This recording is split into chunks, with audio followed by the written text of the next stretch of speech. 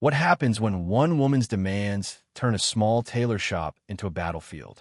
In the heart of a bustling city, Karen stormed into Lynn's tailor shop, her heels clicking like a ticking bomb.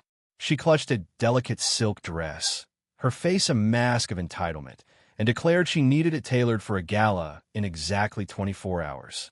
Lynn, the shop's owner, a soft-spoken woman with hands skilled from years of stitching dreams in a fabric, hesitated.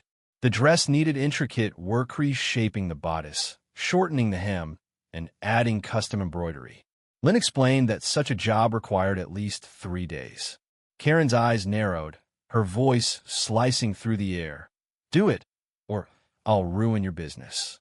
Lynn's shop was her lifeline, a small haven she'd built after years of saving. It was known for quality, not speed, and her loyal customers valued her precision. But Karen wasn't one of them. She was a storm, the kind that swept through and left chaos. "I'm a VIP at the gala," she snapped, tossing the dress onto the counter. "You'll do it, or I'll post a review that'll bury this place." Lynn's heart sank, but she nodded, her hands trembling as she agreed to the impossible deadline. Karen smirked, already typing on her phone, likely drafting the review she'd use as a weapon. The truth behind Karen's demand was uglier than Lynn could have imagined. Karen wasn't just a demanding customer. She was a local influencer with a modest but vicious following. She built her brand on tearing down small businesses, restaurants, salons, and now, tailor shops. Her social media was a gallery of complaints, each post a calculated strike to extort free services or discounts. Lynn, unaware of Karen's history, stayed up all night, her eyes burning as she stitched under flickering lights. She knew the job was rushed, the seams uneven, the embroidery slightly off. But with only 24 hours, perfection was impossible. She prayed Karen would understand. The next day, Karen returned, her presence filling the shop like smoke. Lynn handed her the dress, her voice soft but proud, explaining the constraints.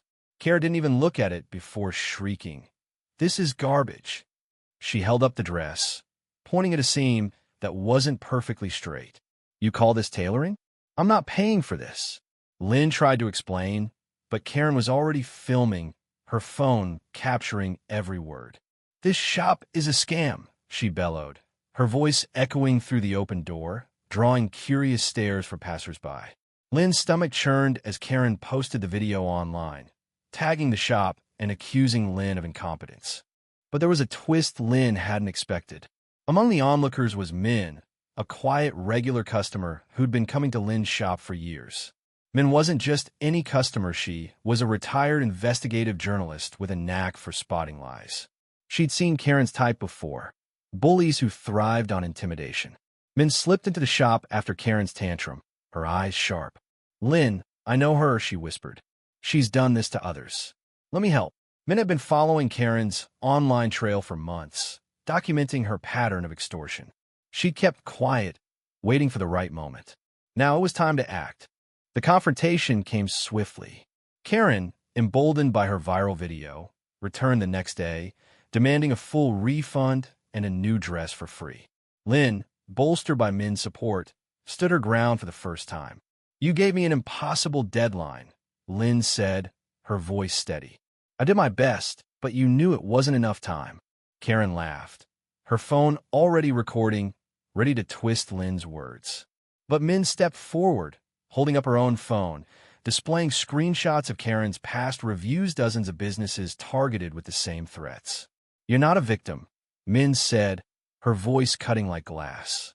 "You're a predator." The shop fell silent, the air thick with tension. Customers who'd gathered to watch gasped as Min revealed Karen's history.